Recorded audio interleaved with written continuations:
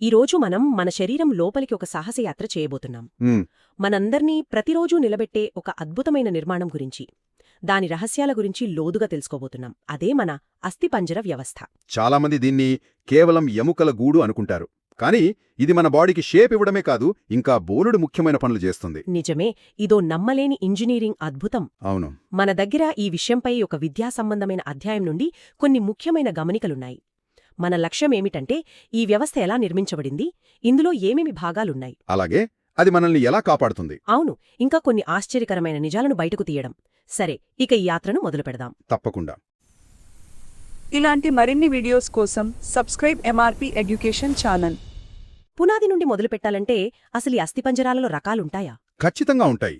అక్కడ్నుండే మొదలుపెట్టడం కరెక్ట్. ప్రాథమికంగా 2 రకాలుంటాయి. 2 రకాలా? అవును. ఒకటి బాహ్య అస్థిపంజరం అంటే ఎక్సోస్కెలిటన్. రెండవది అంతర అస్థిపంజరం అంటే ఎండోస్కెలిటన్. బాహ్య అస్థిపంజరమంటే పేరులోనే ఉంది, శరీరం బయట ఉండేదని. ఉదాహరణకి పీతలు లేదా కీటకాలకు పైన ఉండే గట్టి పెంకు లాంటిదా? అవును, సరిగ్గా అదే. ఎక్సోస్కెలిటన్ అనేది చర్మం బయటి పొర నుండి ఏర్పడుతుంది.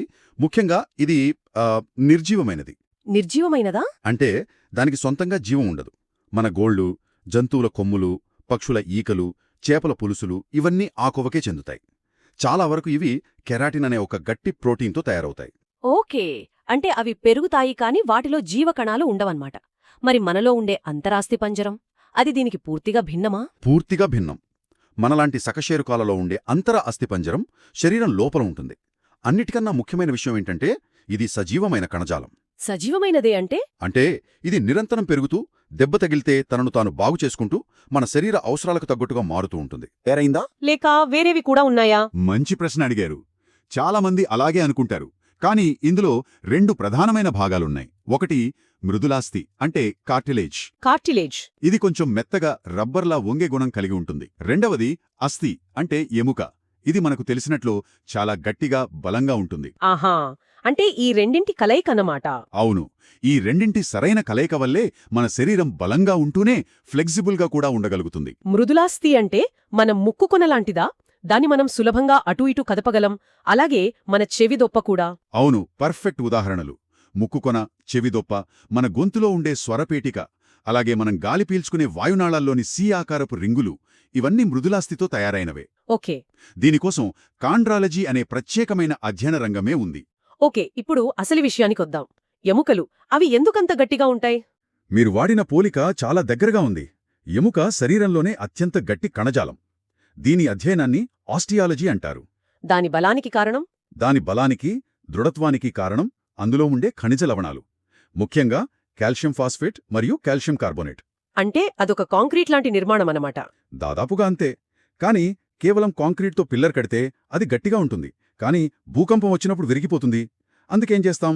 అందులో స్టీల్ రాడ్లు వాడతాం కదా. అవును, బలం కోసం. మన ఎముకల్లో ఆ స్టీల్ రాడ్ల పనే కొల్లాజెన్ అనే ప్రోటీన్ చేస్తుంది. ఎముకలో సుమారు 65% ఈ ఖనిజాలు అంటే అకర్బన పదార్థాలు, 35% ఈ కొల్లాజెన్ అంటే కర్బన పదార్థాలు ఉంటాయి. వావ్, ఆ పోలిక అద్భుతంగా ఉంది. అందుకే మన ఎముకలు అంత గట్టిగా ఉండి కూడా కింద పడినప్పుడు పూర్తిగా గాజులా పగిలిపోకుండా ఉంటాయి. ఖచ్చితంగా. సరే, మరి మన శరీరంలో ఈ నిర్మాణం ఎంత పెద్దది? దీని లెక్కలేంటి? అసలు ఎన్ని ఎముకలతో ఈ కోటను కట్టారు? నేను చిన్నప్పటినుంచి 206 అని వింటూ వస్తున్నాను. పెద్దవారిలో 206 ఎముకలు ఉంటాయి, అది నిజమే. కానీ ఇక్కడ ఒక నమ్మలేని విషయం ఉంది. ఏంటది? పుట్టినప్పుడు మన శరీరంలో 206 కాదు, సుమారు 300 ఎముకలుంటాయి. ఒక్క నిమిషం, ఏంటి 300? అంటే మనం పెరిగే కొద్దీ ఎముకలను పోగొట్టుకుంటామా? అవి ఎక్కడికి పోతాయి? మాయమైపోవు. పిల్లలు పెరిగే కొద్దీ కొన్ని చిన్న చిన్న ఎముకలు, ముఖ్యంగా పుర్రెల్లోనివి, ఒకదానికొకటి కలిసిపోయి పెద్దవిగా మరింత దృఢంగా తయారవుతాయి. ఓ, ఫ్యూజ్ అవుతాయన్నమాట. అవును, ఈ ప్రక్రియను ఆసిఫికేషన్ అంటారు. అలా అన్నీ కలిసిపోవడం పూర్తయ్యాక వాటి సంఖ్య 206కి స్థిరపడుతుంది. ఆహా, అర్థమైంది. సరే, ఈ 206 ఎముకలను సులభంగా అర్థం చేసుకోవడానికి ఎలా విభజించారు? దీనిని 2 ప్రధాన భాగాలుగా విభజించవచ్చు. మొదటిది అక్షాస్థి పంజరం అంటే యాక్సియల్ స్కెలిటన్. Axial skeleton. ఇది మన శరీరానికి మెయిన్ ఫ్రేమ్ లాంటిది. ఇందులో 80 ఎముకలుంటాయి. ఓకే. రెండవది అనుబంధాస్థి పంజరం అంటే అపెండిక్యులర్ స్కెలిటన్. ఇందులో మిగిలిన 126 ఎముకలుంటాయి. అక్షాస్థి పంజరం అంటే శరీరం యొక్క అక్షం, అంటే మధ్యభాగం, తల, వెన్నెముక, ఛాతీ భాగం అనుకుంటా. ఖచ్చితంగా. అక్షాస్థి పంజరంలో తల, వెన్నెముక, పక్కటెముకలు మరియు ఛాతి మధ్యలో ఉండే ఉరోస్థి అంటే రొమ్ము ఎముక ఉంటాయి. ఇవి ముఖ్యమైన అవయవాలకు రక్షణనిస్తాయి కదా? అవును, ఇవి మన మెదడు, గుండె, ఊపిరితిత్తుల లాంటి సున్నితమైన అవయవాలకు ఒక కవచంలా ఉంటాయి. పుర్రె అనగానే నాకెప్పుడూ ఒకే ఒక ఎముక, ఒక హెల్మెట్లా ఉంటుందనుకునేదాన్ని. కానీ ఈ నోట్స్లో తలలో మొత్తం 29 ఎముకలున్నాయని ఉంది. ఉంది. ఆ 29 ఎముకలలో 8 ఎముకలు కలిసి కపాలం అంటే క్రేనియంగా ఏర్పడతాయి. మెదడుకు రక్షణగా. అవును, ముఖంలో 14 ఎముకలుంటాయి. ఇక మిగిలినవి చాలా ఆసక్తికరమైనవి. ప్రతి చెవిలోపల 3 చొప్పున మొత్తం 6 చాలా చిన్న ఎముకలుంటాయి. చెవిలోపల ఎముకలా? అవి ఏం చేస్తాయి? అవి శబ్ద తరంగాలను యాంప్లిఫై చేసి లోపల చెవికి పంపిస్తాయి. వాటిలో స్టేపిస్ అనే ఎముక మన శరీరంలోనే అతి చిన్న ఎముక. ఎంత చిన్నది! అది కేవలం ఒక బియ్యపు గింజంత పరిమాణంలో ఉంటుంది. నమ్మలేకపోతున్నాను. ఒకే వ్యవస్థలో అతి పొడవైన ఎముక తొడ ఎముక, మరోవైపు ఒక బియ్యపు గింజంత చిన్న ఎముక అయిన స్టేపిస్, రెండూ ఉన్నాయి.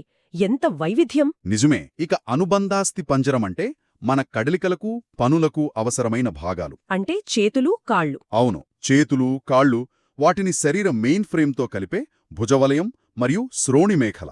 ఆశ్చర్యకరంగా ప్రతి చేతిలో 30, ప్రతి కాళ్ళలో 30 చొప్పున మొత్తం 120 ఎముకల కేవలం మన చేతులు, కాళ్ళలోనే ఉన్నాయి. అంటే మన మొత్తం ఎముకలలో సగానికి పైగా చేతులు, కాళ్లలోనే ఉన్నాయన్నమాట. అవును. సరే, ఇప్పటివరకు ఈ సిస్టమ్ నిర్మాణం గురించి, అందులోని భాగాల గురించి తెలుసుకున్నాం.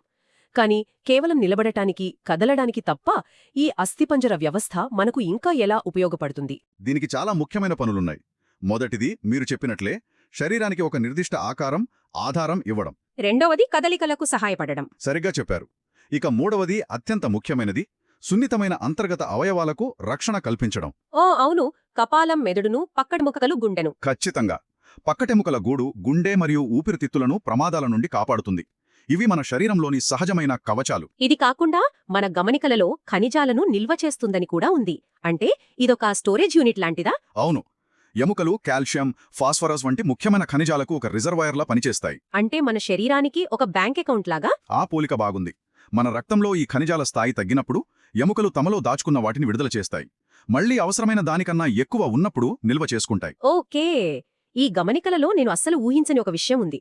ఇది ఒక ఫ్యాక్టరీలా కూడా పనిచేస్తుందనుంది. ఫ్యాక్టరీ ఏంటి? అక్కడే అసలు రహస్యముంది. చాలామందికి తెలియని విషయమిది. ఎముకలు కేవలం మనల్ని నిలబెట్టడమే కాదు, మనల్ని బ్రతికిస్తాయి కూడా. ఎలా? ఎముకల మధ్యలో ఉండే మెత్తటి పదార్థాన్ని అస్థిమజ్జ అంటే బోన్ మ్యారో అంటారు. బోన్ మ్యారో విన్నాను. ఈ బోన్ మ్యారో అనే ఫ్యాక్టరీలోనే మన శరీరానికి ప్రాణాధారమైన ఎర్ర రక్త కణాలు, తెల్ల రక్త కణాలు మరియు ప్లేట్లెట్స్ తయారవుతాయి. ఒక నిమిషం. అంటే మన శరీరమంతా ఆక్సిజన్ తీసుకెళ్లే ఎర్ర రక్త కణాలు, రోగాలతో పోరాడే తెల్ల రక్త కణాలు, వీటన్నింటికీ పుట్టినిల్లు మన ఎముకలేనా? అవును. ఇది నమ్మశక్యంగా లేదు. అంటే ఒక వ్యక్తికి లుకీమియా వస్తే డాక్టర్లు బోన్ మ్యారో ట్రాన్స్ప్లాంట్ చెయ్యాలండంలో అర్థం ఇదేనా? ఎగ్జాక్ట్లీ, మీరు పాయింట్ని పట్టుకున్నారు. సమస్య రక్తంలో కాదు, రక్తాన్ని తయారు చేసే ఫ్యాక్టరీలో ఉంది. కాబట్టి ఆ ఫ్యాక్టరీనే మార్చేస్తున్నారన్నమాట. వావ్! అందుకే అస్థిపంజర వ్యవస్థను కేవలం ఒక మెకానికల్ స్ట్రక్చర్గా చూడకూడదు. ఇది మన రక్త ప్రసరణ వ్యవస్థతో, రోగ నిరోధక వ్యవస్థతో చాలా దగ్గరగా అనుసంధానించబడిన ఒక సజీవ వ్యవస్థ. ఈ రోజు నా ఆలోచన విధానమే మారిపోయింది. సరే, ఈ నోట్స్ నుండి మరికొన్ని ఆశ్చర్యకరమైన వివరాలను చూద్దాం. పుర్రె గురించి మాట్లాడుతున్నప్పుడు దాని నిర్మాణంలో ఏదో ప్రత్యేకత ఉందనిపిస్తోంది. ఉంది. పుర్ర అడుగుభాగంలో మహావివరం లేదా ఫొరామిన్ మ్యాగ్నమ్ అనే ఒక పెద్ద రంధ్రం ఉంటుంది. Foramen Magnum. లాటిన్లో దానంథం గొప్ప రంధ్రం. ఇది మన మనుగడకు అత్యంత కీలకమైన నిర్మాణం. ఒక రంధ్రం అంత ముఖ్యమా? దాని ప్రాముఖ్యత ఏమిటి? దాన్ని మన శరీరంలోని సూపర్ హైవే ఎగ్జిట్ అని చెప్పవచ్చు. మన మెదడు నుండి వెన్నుపాము ఆ రంధ్రం గుండానే బయటకు రావాలి. ఓకే, అంటే మెదడును మిగతా శరీరాన్ని కనెక్ట్ చేసే మార్గమన్నమాట. సరిగ్గా చెప్పారు.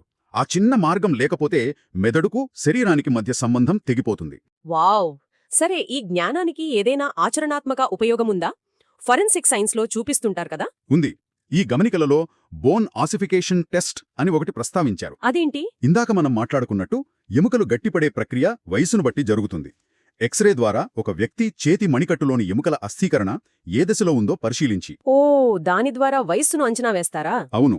నిపుణులు ఆ వ్యక్తి వయస్సును చాలా ఖచ్చితత్వంతో అంచనా వేయగలరు. ఫొరెన్సిక్ సైన్స్లో కొన్ని చట్టపరమైన కేసులలో ఇది చాలా ఉపయోగపడుతుంది. అంటే మన ఎముకలు మన వయస్సు కథను కూడా చెబుతాయన్నమాట. చాలా ఆసక్తికరంగా ఉంది. అవును. ప్రతి ఎముక, ప్రతి కీళ్లు మన జీవితంలోని ఒక దశకు సాక్ష్యంగా నిలుస్తాయి. అద్భుతం! ఈరోజు మనం బాహ్య అంతర అస్థిపంజరాల మధ్య తేడాతో మొదలుపెట్టి మన శరీరంలోని 206 ఎముకల ప్రయాణాన్ని చూశాం. అవును, కేవలం ఆకారాన్ని ఇవ్వడమే కాదు, రక్షణ, కదలిక, ఖనిజాల బ్యాంక్, చివరికి మనని బ్రతికించే రక్తకణాల ఫ్యాక్టరీగా కూడా పనిచేస్తుందని అర్థం చేసుకున్నాం. అవును, ఇది కేవలం ఒక స్థిరమైన చట్రం కాదు, ఇది ఒక డైనమిక్ సజీవ వ్యవస్థ అని మనం గుర్తుంచుకోవాలి. ఈ చర్చలో నన్ను బాగా ఆలోచింపచేసిన విషయం ఒకటుంది. ఏమిటది? మనం పుట్టినప్పుడు 300 ఎముకలతో మొదలై అవి కలిసిపోయి 206కి ఎలా తగ్గుతాయో తెలుసుకున్నాం కదా. అవును. ఇది ఒక ఆలోచనను రేకెట్టిస్తోంది. మన శరీరంలోని ఇతర వ్యవస్థలలో కూడా, ఉదాహరణకు నాడీ వ్యవస్థలో పుట్టినప్పుడు నుండి పెద్దయ్యే వరకు ఇలాంటి నాటకీయ పరివర్తనలు ఏమైనా జరుగుతాయా? ఆ మార్పులు మనకు తెలియకుండానే మన ఆలోచనా విధానాన్ని, మన సామర్థ్యాలను ఎలా ప్రభావితం చేస్తాయి? బహుశా అది మరో రోజు మనం లోతుగా చర్చించాల్సిన అంశం.